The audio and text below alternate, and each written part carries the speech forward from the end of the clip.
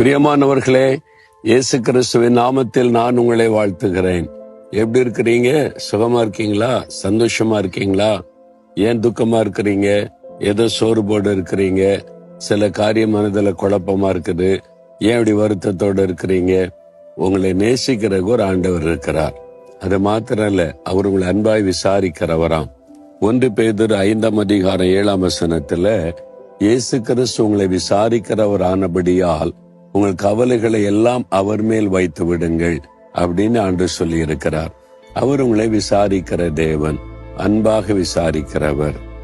அநேக வருஷத்துக்கு முன்னால நான் சென்னையில இருந்த நாட்கள்ல ஒரு குடும்பத்தார் எனக்கு நல்ல பழக்கம்.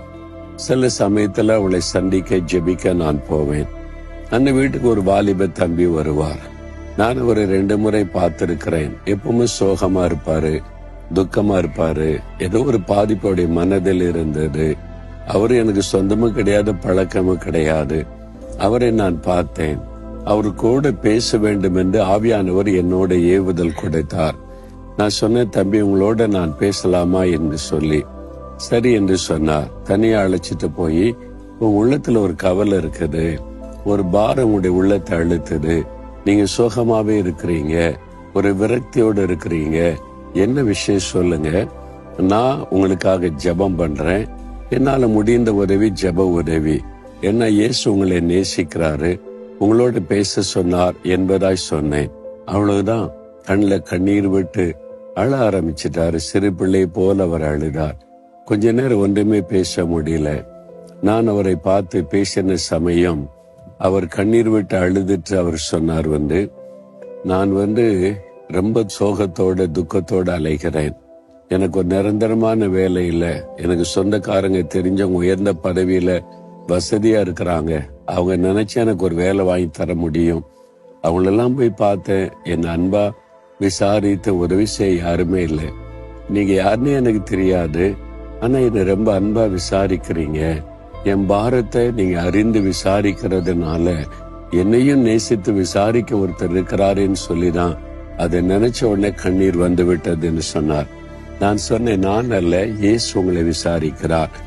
அவர் தான் உங்களை விசாரிக்க சொன்னார் என்பதாய். அதன் பிறகு நான் ஜெபித்தேன். ஆண்டவர் அவருக்கு அற்புதமான வேலைக்கு வழி திறந்து ஆசீர்வதித்து உயர்த்தினார்.